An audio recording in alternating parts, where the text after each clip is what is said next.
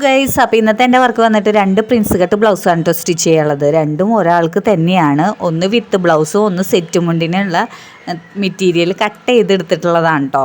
വീട്ടിലെ ഇത്രയും വിശാലമായ സ്ഥലം ഉണ്ടായിട്ടും ഈ കോണിയുടെ ഈ റൂമിൻ്റെ ഇടയിലിരുന്നിട്ട് എന്തിനാ ഞാൻ തുണി വെട്ടിയെന്ന് എനിക്ക് തന്നെ അറിയില്ല കേട്ടോ. കാരണം എനിക്ക് തുണിയൊക്കെ കട്ട് ചെയ്യുമ്പോഴേ നല്ല വിശാലമായ സ്ഥലത്ത് വേണം കട്ട് ചെയ്യാനായിട്ട്.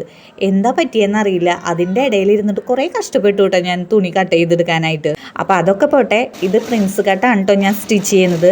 ബാക്ക് ഓപ്പൺ ആണ്, ഹുക്കാണ് വെച്ചിരിക്കുന്നത്. ബാക്കിൽ കെട്ട് കൊടുത്തിട്ടുണ്ട് കേട്ടോ. ബ്ലൗസിനാണെച്ചാലേ കഴുത്ത് നല്ല വൈഡ് ഉണ്ടായിക്കോട്ടെ എന്ന് പറഞ്ഞു കേട്ടോ. അതായത് ഫ്രണ്ട് കഴുത്ത് ഇങ്ങനെ ഒതുങ്ങണ്ട, കുറച്ച് നല്ല വട്ടത്തിൽ വന്നോട്ടെ എന്ന് പറഞ്ഞിട്ടുണ്ട് കേട്ടോ. സത്യം പറഞ്ഞാൽ ഈ ബ്ലൗസൊക്കെ സ്റ്റിച്ച് ചെയ്യുമ്പോൾ ഫ്രണ്ട് കഴുത്ത് നല്ല വട്ടത്തിൽ വന്നാലാണ് കേട്ടോ കാണാൻ ഭംഗിയുണ്ടാവുള്ളൂ.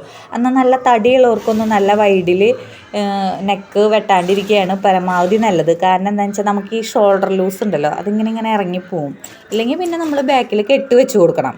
ഇതിന് നല്ല വൈഡുള്ള കാരണം തന്നെ ഞാൻ ഇതിന് ബാക്കിൽ കെട്ട് വെച്ച് കൊടുത്തിട്ടുണ്ട് കേട്ടോ. കെട്ടിൻ്റെ ഫാഷനൊക്കെ പോയി, എന്നാലും നമുക്കൊരു സേഫ്റ്റി എന്നുള്ള നിലയ്ക്ക് ബാക്കിൽ കെട്ട് വെക്കുന്നതാണ് എപ്പോഴും വൈഡുള്ള കഴുത്തിനൊക്കെ നല്ലത് കേട്ടോ. സ്റ്റിച്ച് ചെയ്യൽ മാത്രമാണ് കേട്ടോ അന്ന് കഴിഞ്ഞത്. പിറ്റേ ദിവസം ഞാൻ ജോലിക്ക് പോണേക്കാട്ടി മുന്നേ കുളിയൊക്കെ കഴിഞ്ഞ് ഡ്രസ്സൊക്കെ മാറിയിട്ടാണ് കേട്ടോ ഇതുപോലെ ഹാമിങ് ചെയ്യാനായിട്ട് ഇരിക്കുന്നത്. അങ്ങനെ ഇതേ ബ്ലൗസിൻ്റെ എല്ലാ പണിയും കഴിഞ്ഞു. ഹാമിങ്ങും അതുപോലെ അയൺ ചെയ്യലൊക്കെ കഴിഞ്ഞിട്ടുണ്ട് കേട്ടോ. അപ്പോൾ ഇന്നത്തെ എൻ്റെ വർക്ക് നിങ്ങൾക്ക് ഇഷ്ടപ്പെട്ടെങ്കിൽ നിങ്ങൾ ലൈക്ക് ചെയ്യാനും സബ്സ്ക്രൈബ് ചെയ്യാനും മറക്കരുതേ.